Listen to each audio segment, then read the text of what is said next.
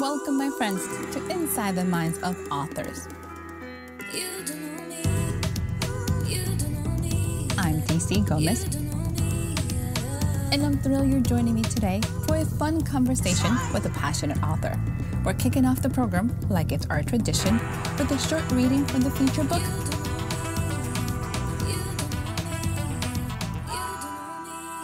I hope you guys enjoy it. Let's get started. Hello, everyone. My name is Mary Flint. I am a clean sci-fi and fantasy author. I've been writing for almost 10 years now. I live in Texas, and reading is one of my favorite things. That's why I decided to write. So today I'll be reading to you a little bit from my first book, Red Star, The Hunter Trials. And I'm just going to start at the first chapter because that's my favorite chapter, and it kind of helps explain the world that my book takes place on, kind of how everything works. And it's a nice introduction into the story. And we have chapter 1 from the perspective of Edrix. Rendaria is in your ordinary planet. Just like a person has one face, but beneath that face, there are different emotions, thoughts, layers. Rendaria is the same way. There's only one city, but it has levels. There are 10 levels, all underground, and another is under construction. Certain people live on certain levels. At the top, there are the bright, beautiful buildings where the important people, like the chairman, our leader, and his officials, the other 10 chair members that each administrate over one level, live. As you go down, the levels get darker and dirtier. At the bottom, there's almost no power. It's mostly where criminals, trace suppliers, and hunters go to hide. The kind of career you had depended on what level you lived on. At the top, you become someone important. At the bottom, you're lucky to have an identity. I came from the middle, level 5. There, you mostly have artists, musicians, novelists, and other arts. The wages aren't great, but the living conditions aren't terrible. I was lucky to have the job I had. When I was 8, my older brother Jai had caught the attention of the head of the Rex Force on 5, Kieran Joyce, a tall man with dark hair who didn't laugh much. He'd been a family friend for several cycles. Regs is what most people called our police. The real name is the Rendarian Enforcement of Global Security, but the acronym is usually used. Anyway, Joyce entered Jai into the higher program at Regs. Those that graduate from the program become higher ones. The term came from the fact that those who went into the higher program had specialized training. They were better at, well, everything. But each higher one had their focus, like diplomacy, infiltration, knife combat, and the list goes on. After Jai graduated, he moved up through the ranks pretty fast. He was able to get me in when I was 15. I was the youngest initiate ever accepted into the program and the fastest to graduate. Now at the age of 17, I'd been graduated for 7 phases. I hadn't really been interested in a particular field, so I'd specialized in the thing that I was worst at, knife combat. I didn't want to have something to trip me up in the academy, even though there was a good possibility of my being removed from the program. I wasn't going to let it happen because I was slacking off, for Jai's and my dad's sakes. I wanted to do my best. So I practiced and practiced until knives were second nature to me, becoming one of the highest ranking in the entire class to date. I couldn't decide if I was proud or disappointed. Truthfully, Regs wasn't exactly what I wanted to be doing. I had looked up to my brother, I still did, but I didn't really think that Regs was for me. Part of me hoped I would fail the program and be sent home. Instead, I had graduated faster and earned higher scores than the rest of the initiates. I guess I kind of felt duty-bound to stay. My dad had been in line for Grand Commandant, the head of Regs.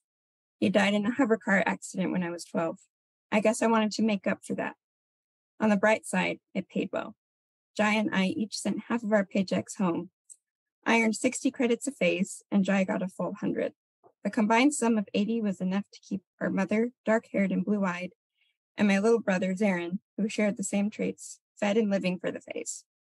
If they wouldn't be able to live glamorously, but my mother would never have spent it that way even if she could. Having lost both her parents at a young age, she'd grown up being frugal and continued to do so. Anything she could spare, she gave away. I wish I got to see them more, but even when I didn't feel the same, Jai and I each got to go home once every phase, but our rotations were different. We were never there at the same time, but right now, I wanted a mission. When Jai had first graduated, he'd gone on his first mission in a matter of rotations. The only mission I'd gotten was to deliver a report to the next floor up. Higher ones were supposed to have important jobs, like guarding special convoys, escorting diplomats, and, if they were lucky, even guarding the chairman himself. Jai keeps telling me to be patient. I suppose it's technically a good thing that I don't have an assignment. That means that there's not a lot going on. But there have been whispers.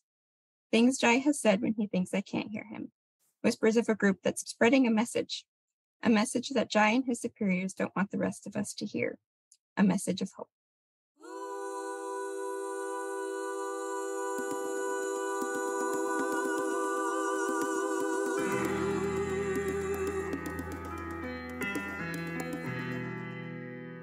Hi, everyone, and welcome to another episode of Inside the Minds of Authors. I am doing a happy dance. I have the fabulous Miss Mary with us today. Hi, sweetie. How are you? Thank you so much for having me on. I am so thrilled you're here. So welcome to the show. We're going to jump right in because I am so curious. I have so many questions. First one I want to know is, where did this story come from? How did you put it all together? Well, I kind of had the idea for the characters first. I started coming up with the story when I was a teenager. There were characters I imagined hanging out with. And then kind of the idea for the world came from, we were just driving past a big refinery that was under construction. And someone in the car mentioned like, wow, it's so big, you could fit a whole city in there. I was like, what if there was a city that was like enclosed? And so that's kind of what got the ball rolling. Was I wanted to explore this idea of this whole civilization underground. I love the fact that you have 10 levels. Each level is depending on what you do, which was kind of really interesting. So the people closest to the surface with the sun and the pretty and clean are the most important. I'm glad that you have like 5th level for writers and creators. I was like, really? Really? We get a 5th level. It's all good. How do you decide who gets what level and how much thought process and went to each category? Organized it by what I thought the Rendarians would think was most important. So the first level is government, second level is medical science, third level is technical science. The fourth level is food production, as we heard in the reading. Level 5 is kind of where all the arts are. And then level 6 is power. And levels 8 and 9 are factories, refineries. Level 7 is a refinery, sorry. And then 10 is kind of just like a surplus where people go when they're not wanted anymore. I like the categories you've developed and also how civilization truly prioritizes things. What is important to this group compared to everybody else? So that was very, very unique. Tell us about your main characters. Who are they? What are you taking as the story? So I have 2 main characters. There's a 17-year-old Edric Solon. We just learned about him in that reading I did. So he was born on level 5. And he learned to be an artist. He's a painter, like his mother. But after his dad dies, he and his older brother join Regs, the military, to help support their family. While his older brother, Jai, is like really into the military stuff, Edric has the heart of a painter. He wants to be helping people, but he wants to help his family. So that's why he's there. But he really does love his people. He loves to help them. So his story is kind of gradually starting to see this underground city for what it really is instead of what he thought it was. And then we have 15-year-old Andresha Canway. We don't know what level she's from in the first book, but she is actually part of a rebel group trying to overthrow the Rendarian government. She's very guarded. She doesn't trust a lot of people, but just like Edric, she really loves her people. She wants to help them. So even though they have kind of 2 different ideas of what helping their people means, they eventually both kind of get thrown together and they have to decide if that mutual love for their people is enough to overcome their differences to save them.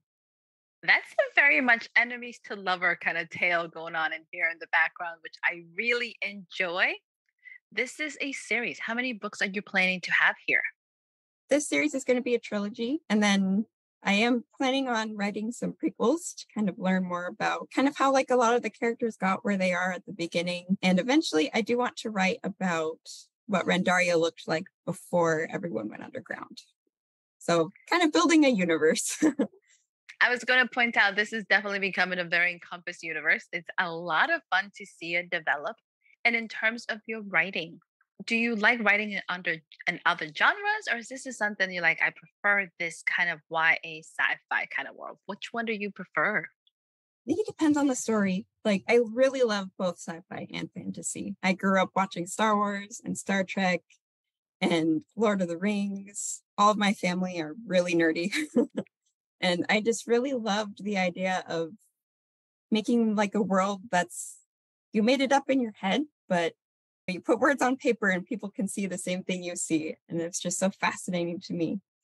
So I guess I really like, more than genre, I think I like more, finding a story that I can really dive in deep to and share with people.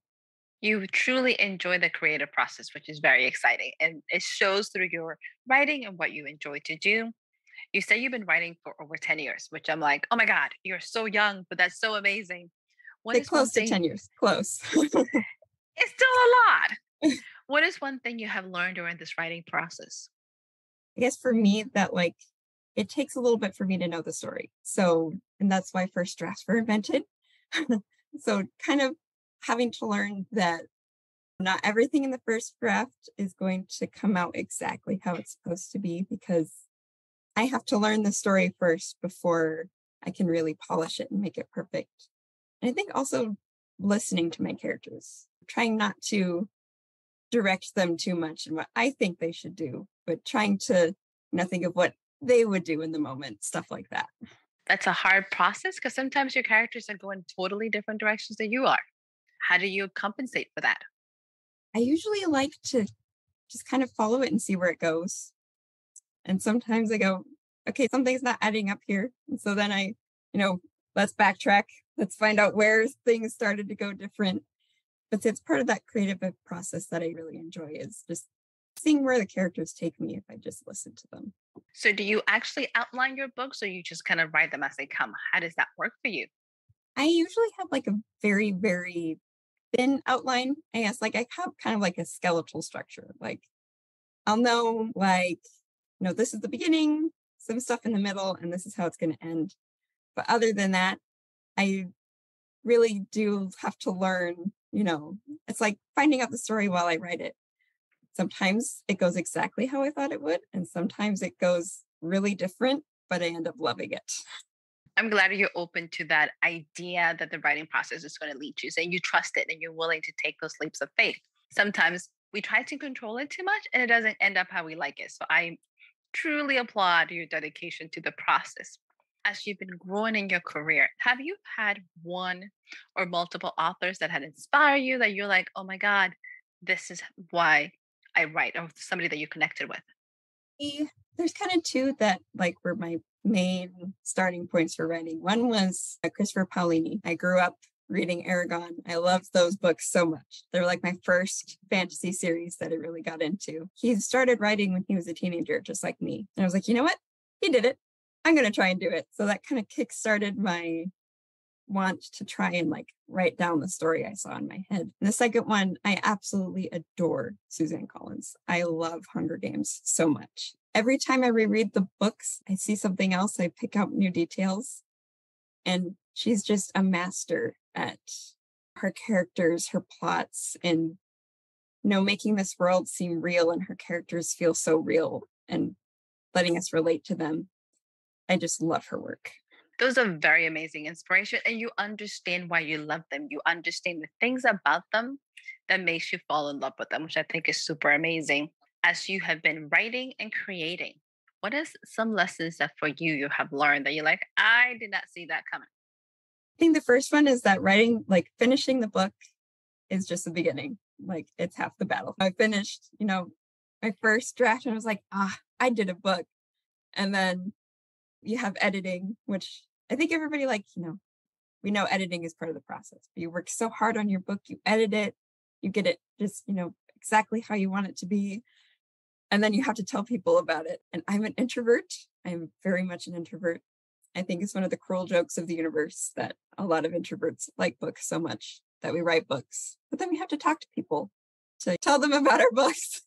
The universe is laughing at us. I have to agree with you on that. It's giving us this whole, yes, you did this amazing thing. And I will tell people, it's like, wait, but okay. So I appreciate that at all. Yes.